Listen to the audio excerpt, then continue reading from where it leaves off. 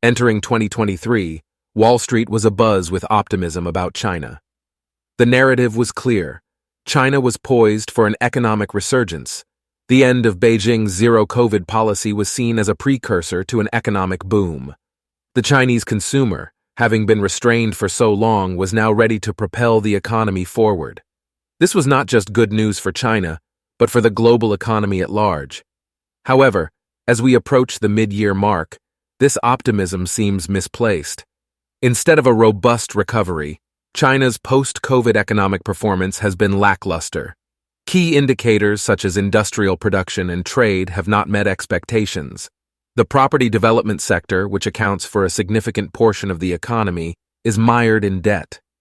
Trading partners are increasingly wary of China due to a range of issues, from human rights concerns to Beijing's growing influence in commerce. The private sector, once seen as the engine of China's recovery, is now hesitant. This isn't just a temporary setback. It signals a fundamental shift. The factors that fueled China's meteoric rise over the past 3 decades are no longer in play. The property market bubble has burst, and its repercussions will be felt across various sectors of the economy. Demographic challenges, with an aging population and a declining youth cohort, add to the woes. The global shift from globalization to protectionism further complicates matters for an export-reliant China. President Xi Jinping's stance seems to be one of acceptance of this new reality.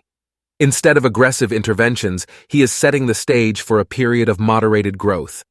This has raised eyebrows on Wall Street. Major banks are reevaluating their investment strategies in China, with some questioning the viability of investments in the region. Prominent investors, too, are reassessing their stance. The anticipated rally in the Chinese stock market has not materialized. Major financial institutions had predicted a strong performance, but the reality has been underwhelming. Economic data from April 2023 paints a picture of an economy that is struggling to find its footing. While there are glimmers of hope, with sectors like car sales showing signs of recovery, the overall outlook remains cautious. Leland Miller of China Beige Book encapsulates this sentiment, suggesting that while China may be reopening, it is not necessarily reactivating. The challenges are manifold. The property and export sectors, which are pivotal to the economy, are not showing signs of revival. The shift towards a consumption-driven model, akin to the U.S., has not materialized as expected. Debt remains a significant concern. The property-driven growth model, which was sustained by a continuous influx of cheap credit, is no longer viable.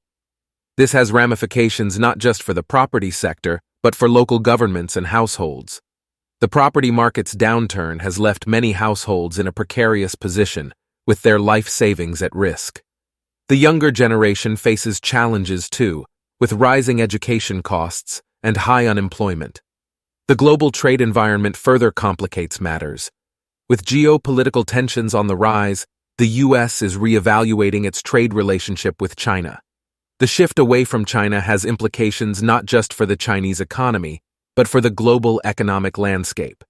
In conclusion, the narrative for China in 2023 is one of unmet expectations.